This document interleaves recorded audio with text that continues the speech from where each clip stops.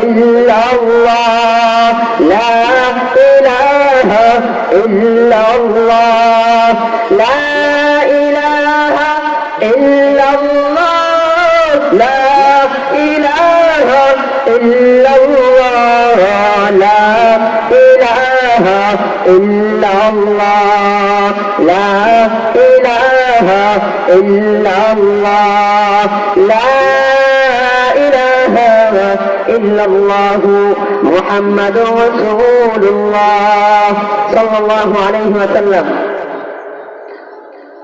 খাজগুড়িপাড়া ফাতেমা রাদিয়াল্লাহু তাআলা আনহা খলিলিয়া মহিলা মাদ্রাসার হেড সভাপতি ছাত্রীদের হিজাব প্রদান উপলক্ষে 12তম বার্ষিক 2 দিন ব্যাপী আজ শেষ রজনী। এখনো পর্যন্ত যারা মাহফিলে আসতে পারেনি সকলের জন্য দোয়া করে, যারা আসতে পারেনি আল্লাহ রাব্বুল আলামিন যেন সকলকে মাহফিলে আসার তৌফিক দান করেন। সকলে বলে আমিন। আল্লাহ রাব্বুল আলামিন খাজগুড়িপাড়া এত সুন্দর একটা মাদ্রাসা করার তৌফিক দিয়েছেন। বাংলাদেশের অনেক জায়গায় যাই, মুফতি জাহাঙ্গীর মাহমুদ ফারুকের সাথে অনেক জায়গায় চলাফেরা করি, উস্তাদ অনেক জায়গায় যায়, আল্লাহ রাব্বুল আলামিন অনেক জায়গায় সফর সঙ্গী হিসাবে নেয়। অনেক বড় বড় এলাকা আছে যে এলাকার ভিতরে কোনো মাদ্রাসা প্রতিষ্ঠা করতে পারে না, যে এলাকার ভিতরে কোনো কোরআন হাদিসের অনেক বড় বড় ঢাকার শহরের এলাকাগুলোতে আছে যে জায়গায় কোনো মাহফিল হয় না, ওয়াজ মাহফিলের প্যান্ডেল হয় না। কিন্তু রব্বুল আলামিনের দরবারে শুকরিয়া আদায় করা উচিত যে মহান রব্বুল আলামিন আমাদের মাদ্রাসার যে মোতাওয়াল্লি সাহেব, আল্লাহ রাব্বুল আলামিন যেন কিয়ামত পর্যন্ত এই সিলসিলা জারি রাখেন। সকলে বলে সুবহানাল্লাহ। এই এত সুন্দর আয়োজন করেছে, উদ্দেশ্য কি? উদ্দেশ্য আল্লাহ রাব্বুল আলামিনকে রাজি খুশি করার জন্য। গতকাল মাহফিল হয়েছে, তেমন লোক হয় নাই। যদি ইচ্ছা করে এই খাজগুড়িপাড়া এলাকাকে চাঙ্গা করা, তাদের এই এলাকার জন্য সহজ না কঠিন? অতি সহজ। রাসূল আরবি সাল্লাল্লাহু আলাইহি ওয়াসাল্লাম যখন 14 বছর বয়স, কত বছর বয়স? কথা বলেন, কত বছর বয়স?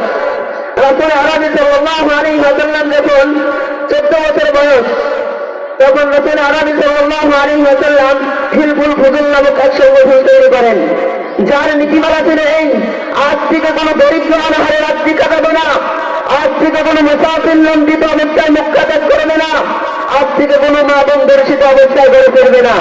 এরকম নিয়ম আমাদের খাজগুড়িপাড়া করা যাবে কি যাবে না? ইচ্ছা যদি করি খাজগুড়িপাড়া সম্ভব। রাসূল আরবি সাল্লাল্লাহু আলাইহি ওয়াসাল্লাম এরকম নিয়ম করেছিলেন। ও খাজগুড়িপাড়ার মুসলমান, আজ যদি খাজগুড়িপাড়া প্রতিষ্ঠা করতে চাও, আজ যদি দিনী মজমা কায়েম করতে চাও, তাহলে পশ্চিমাদের আদর্শকে বাদ দিয়ে রাসূলের আদর্শকে আঁকড়ে ধরো। খোদার কসম করে বলি, হয়তো বাগারে আধ্যাত্মিক মহাসাগরে আড্ডা উঠবে না, হয়তো বাগারে পশ্চিমা সূর্য আর উদিত হবে না, কিন্তু আল্লাহর জমিনে, বাংলার জমিনে ইসলাম কায়েম হবে ইনশাআল্লাহ। কথা বলেন ঠিক না ঠিক? গোটা 15-16-17 বছর আলেমরা নির্যাতিত হয়েছে না? আমাদের উস্তাদরা, আমার উস্তাদের এক মাহফিলে বাধা হয়েছিল, জাহাঙ্গীর আলম ফারুকের এক মাহফিলে বাধা হয়েছিল সব কথা বলার কারণে। আল্লাহ রাব্বুল আলামিন বলে, ওয়াতু'ইজ্জু মান তাশা ওয়া তুযিল্লু মান তাশা বিয়াদিকাল খায়র। আল্লাহ রাব্বুল আলামিন বলেন, ইজ্জত দেওয়ার মালিক আমি আল্লাহ, বেইজ্জতি করার মালিক আমি আল্লাহ। আমি আল্লাহ যদি চাই মানুষকে ইজ্জত দিতে পারবো, আবার বেইজ্জতিও করতে পারবো।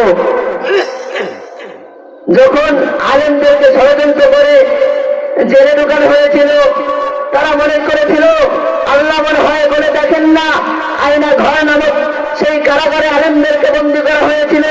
তারা মনে করেছিলেন যে আলেমরা মনে হয় জীবনে ওই ঘর থেকে বের করতে পারবেন না। কিন্তু আল্লাহ রাব্বুল আলামিন ইউনূস আলাইহিস সালাতু ওয়াস সালাম পয়গম্বরকে 40 দিন যদি মাছের পেটে রেখে পরে যদি দুনিয়ার মুখ দেখাইতে পারেন, ও রব্বে কারীম আরশের মালিক আমার আপনার রব্বে কারীম আবার দুনিয়াতে ওই আয়না ঘর থেকে আলেমদেরকে বের করেছেন কি করেন নাই? আল্লাহ রাব্বুল আলামিন বলেন, আমি সাথ দেই কিন্তু ছেড়ে দেই না। অনেক আলেমরা হচ্ছে হক কথা বলতে চায় না। বর্তমান জামানায় এটা আমাদের একটা ফতনা। গতকাল মামায় বয়ান করেছে। যদি এলাকাটাকে সুন্দর করতে চান, এলাকাটাকে যদি মজবুত করতে চান, সমাজকে যদি সুন্দর করে গঠন করতে চান, তাহলে নাস্তিক বেঈমান মুরতাদদেরকে অনুসরণ করা যাবে না, অনুসরণ করতে হবে ফাতেমা রাদিয়াল্লাহু তাআলা আনহা নিয়ে সেই ছোট্ট ছোট্ট বাচ্চাদেরকে, যেই বাচ্চারা 5 বছর 4 বছর 6 বছরের বাচ্চারা সারা রাত কোরআন তেলাওয়াত করে শেষ রাত্রে উঠিয়া মালিকের সেজদায় পড়িয়া যায়, মালিককে ডাক দিয়ে বলে, মালিক দুনিয়ার কিছু চাই না, আমি দুনিয়ায় বড় লোক হতে চাই না, টাকা পয়সার মালিক হতে চাই না, আমি হতে চাই হযরত ফাতেমা রাদিয়াল্লাহু তাআলা আনহার মতো। সকলে বলি সুবহানাল্লাহ। আসলে খাজগুড়ি পাড়ায় মহিলা মাদ্রাসা, এটা আমাদের জন্য কল্যাণ কি কল্যাণ না? আসলে বুঝি না। এত বড় সুন্দর একটা প্রতিষ্ঠান করেছেন, মোটামুটি কত সুন্দর করে এত সুন্দর ব্যবস্থা করেছেন, তারপরে আজকে আমরা এলাকার মানুষরা মাদ্রাসায় মেয়েদেরকে পড়াইতে চাই না, তারা স্কুলে যায়, তারা দুনিয়ার ডাক্তার বানাইতে চায়, ইঞ্জিনিয়ার বানাইতে চায়, কিন্তু কোরআন সংরক্ষণকারী বানাইতে চায় না। যে কোরআন সংরক্ষণের ব্যাপারে মহান আল্লাহ রাব্বুল আলামিন বলেছেন, ইন্না নাহনু নাযালনা যিকরা ওয়া ইন্না লাহু লাহাফিজুন। এই কোরআনকে বিতাড়িত করার জন্য শুধু এখন নয়, সেই রাসূলের জামানা থেকে, রাসূলের জামানায় তো কোরআন একটা